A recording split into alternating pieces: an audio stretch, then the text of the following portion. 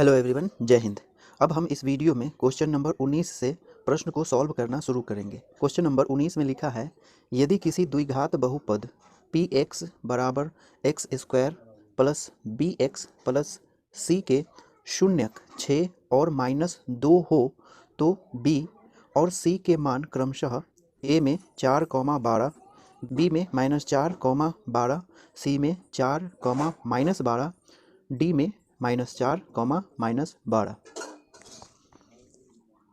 इस प्रकार से हमें बहुपद दिया गया है पी एक्स बराबर में X square plus B X plus C, जिसके एक शून्यक है 6 और दूसरा शून्यक है -2, और हमें यहाँ बी और सी का वैल्यू फाइंड करना है। तो यहाँ जो शून्यक दिया गया है उस शून्यक पर इस बहुपद का वैल्यू जो हो जाएगा, क्या हो जाएगा, 0। तो हम x की जगह पर वो रखेंगे, यानी 6 स्क्वायर प्लस बी है और बी एक्स की जगह पर 6 और प्लस में सी। तो इसका वैल्यू कुल मिलाकर के कितना हो जाएगा, 0, क्योंकि बहुपद अपने शून्यक पर कितना वैल्यू देता है, 0 होता है, ठीक ना। तो ये हो जाएगा 36 प्लस कितना 6 बी प्लस में सी बराबर में 0। इसको उस पक्ष में ले जाएंगे तो इधर बचेगा कितना 6 बी प्लस में सी और बराबर में -36। तो ये हो जाएगा समीकरण 1।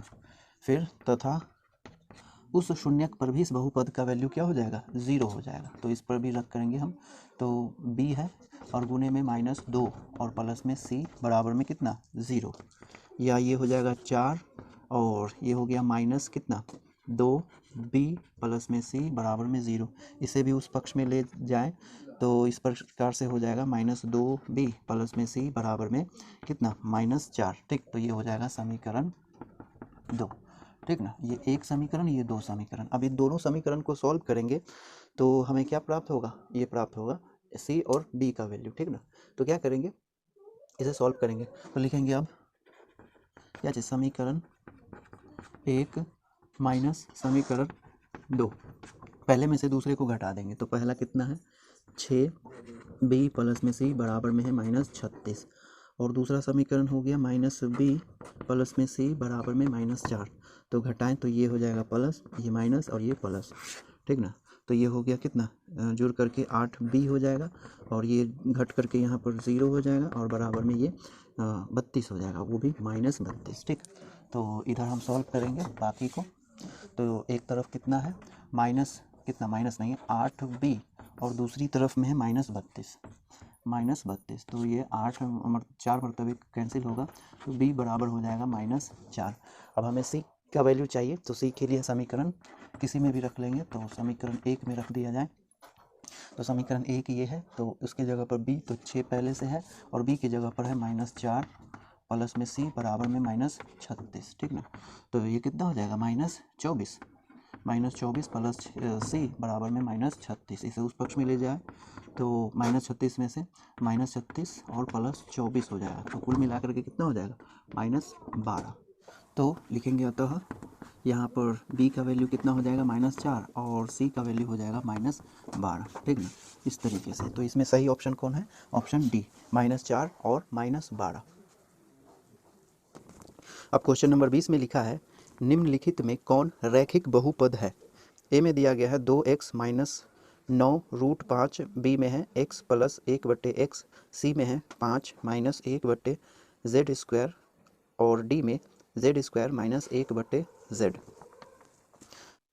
तो इस तरीके से क्वेश्चन नंबर 20 में हमें 4 विकल्प दिए गए हैं बहुपद के, और हमसे पूछा जा रहा है कि इनमें से कौन बहुपद रैखिक बहुपद है। तो एक रैखिक बहुपद ऐसा बहुपद होता है जिसमें जो चर होता है उसका घात 1 होता है। तो पहले विकल्प को अगर हम देखें तो इसमें जो चर है वो है x और इसका घात है 1, तो इसीलिए यह एक रैखिक बहुपद है। उसके अलावा अगर हम इसे देखें तो इस तरीके से हम इसे सॉल्व करेंगे तो x² प्लस 1/x हो जाएगा, जो कि रैखिक नहीं है क्योंकि इसका घात क्या हो गया, 2 हो गया, 1 से ज़्यादा हो गया, इसीलिए ये बहुपद रैखिक बहुपद नहीं है, ठीक।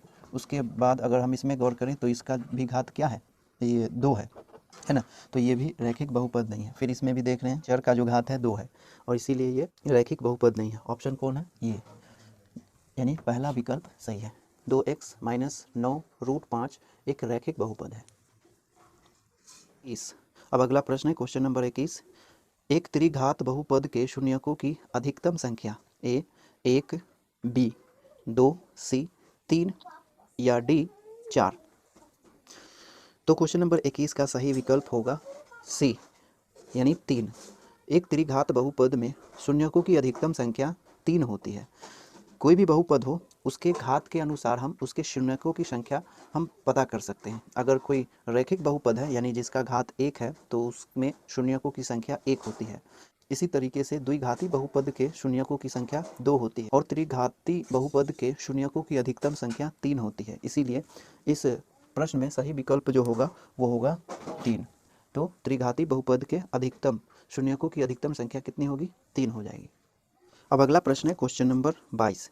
बहुपद m³ minus 3m² minus m plus 3 के शून्यकों का योग a -3 b 2 c 3 d 4।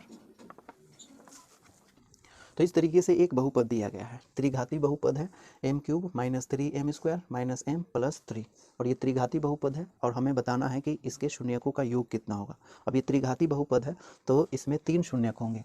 इसके शून्यकों को हम मान सकते हैं अल्फा, बीटा और गामा इस तरीके से। तो हमें यहाँ पर इस तीनों शून्यकों का योग चाहिए, ठीक। तो बहुपद के शून्यकों का योग निकालना हो तो इस तरीके से हम निकाल सकते हैं, ठीक ना। तो यहाँ b जो हो गया, पहले a के बारे में समझ लेते हैं। a ये त्रिघात वाले पद यानी त्रिघात वाले चर का गुणांक होगा, b जो है द्विघात वाले चर का गुणांक होगा इस तरीके से, ठीक ना।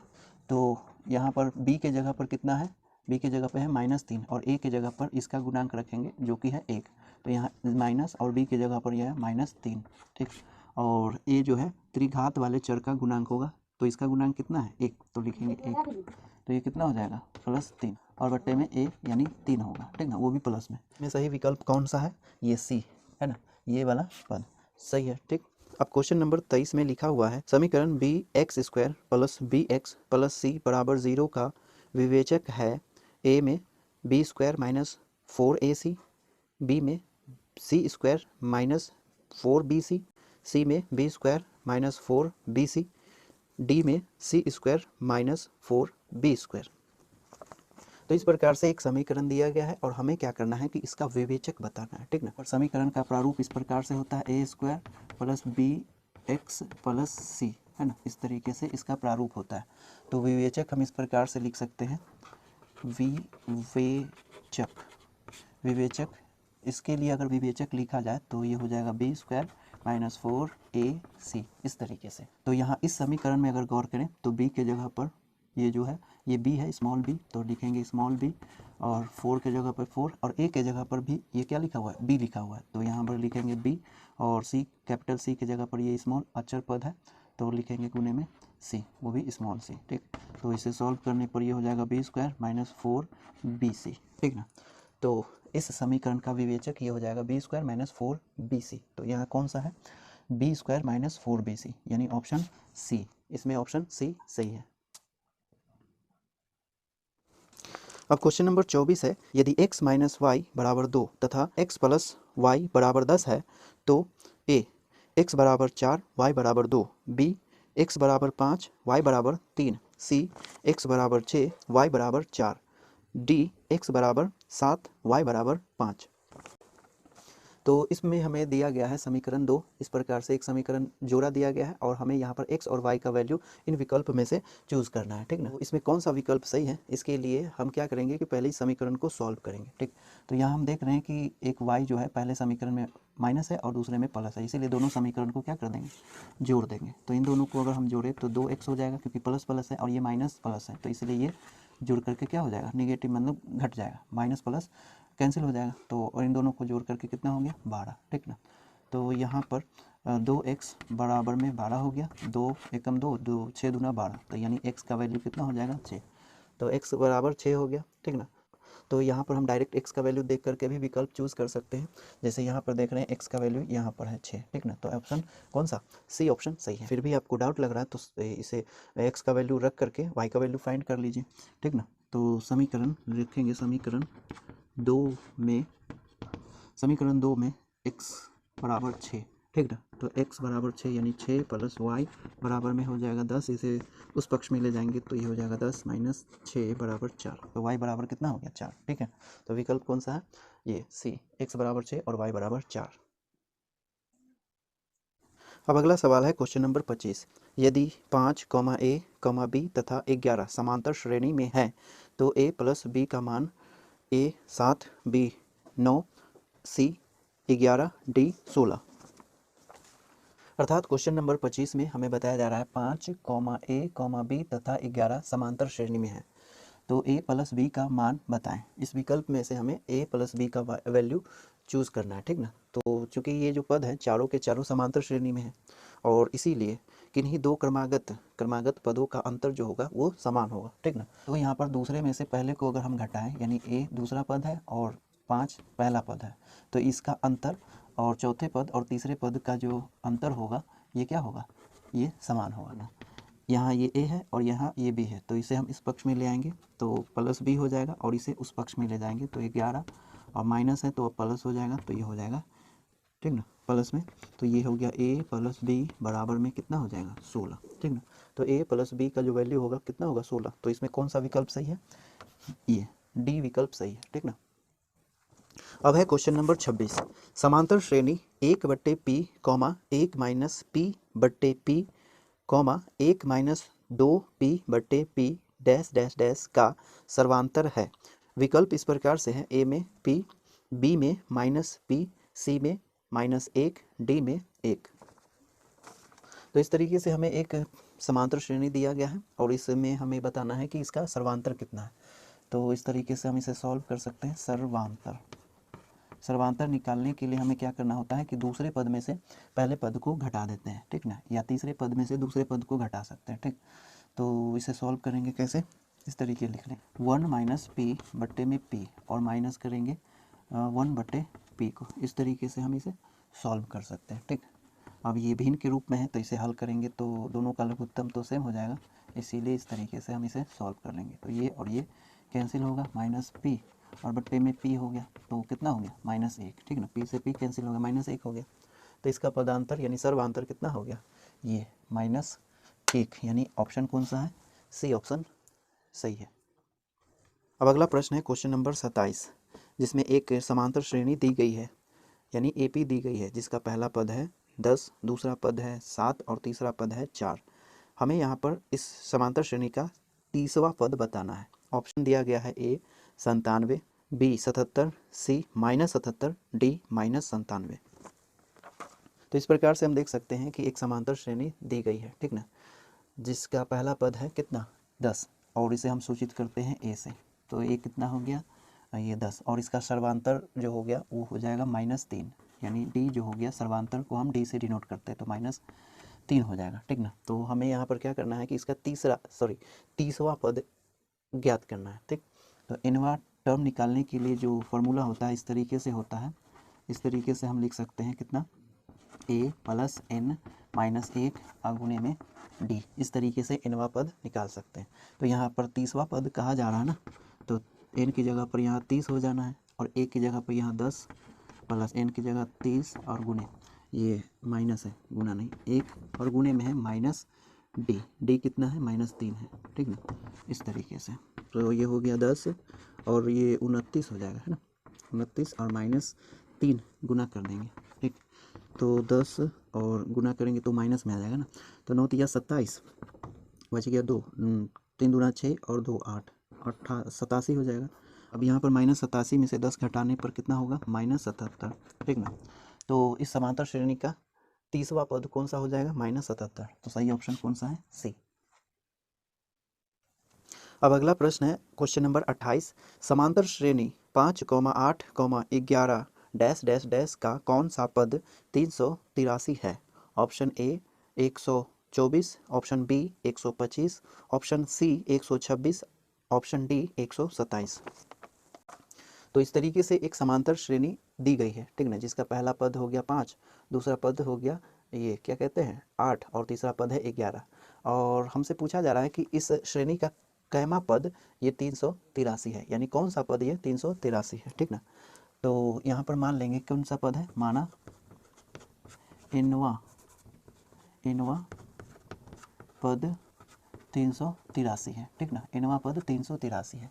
तो nवां पद निकालने के लिए हम क्या करते हैं, TF nवां पद TN A plus N minus 1 गुणे डी, यानी यहाँ पर ए जो हो गया इसका पहला पद जो कि कितना है 5, और डी यहाँ पर जो है ये कितना है, ये डी यानी इसका सर्वांतर, तो दूसरे में से पहले को घटाएंगे तो इसका सर्वांतर कितना हो जाएगा, 3 हो जाएगा। ठीक, इसीलिए अतः टी एन यहाँ पर कितना है, एनवा पद हम मान लिए किसको, इसको मान लिए एनवा, तो 383 हो जाएगा। ठीक ना, तो इसके लिए ये अप्लाई करेंगे तो पहला पद ये हो जाएगा 5 प्लस एन की जगह पर एन, क्योंकि एन हमें फाइंड करना है, और डी की जगह पर 3, और हो गया कितना 3 8 3। इस तरीके से इसे उस पक्ष में ले जाएंगे तो n माइनस 1 गुने में 3, और इसे उस पक्ष में ले जा करके घटा दिया जाए तो कितना हो जाएगा, इधर स्पेस नहीं है यहाँ पर लिखेंगे।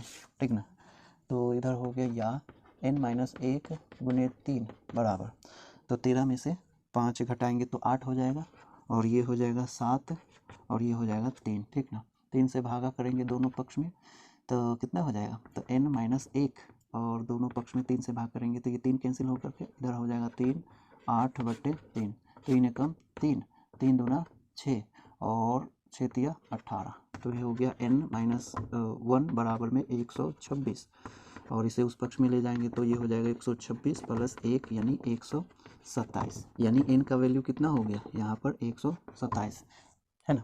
तो 383 कौन सा पद है, ये एक क्या कहते हैं 127वां पद हो गया। ठीक, तो सही ऑप्शन कौन होगा इसमें, 127, तो ये सही ऑप्शन है। ठीक है, अब अगला सवाल है क्वेश्चन नंबर 29, निम्नलिखित में से कौन √3/2 के बराबर है। ऑप्शन यहाँ पर दिया गया है, ए में है साइन 30 डिग्री, बी में साइन 60 डिग्री, सी में tan 30 डिग्री, और डी में है cos 60 डिग्री। तो इस तरीके से 4 विकल्प दिए गए हैं और पूछा जा रहा है कि कौन √3/2 के बराबर है। तो हम क्या करेंगे, सबका वैल्यू निकाल लेंगे।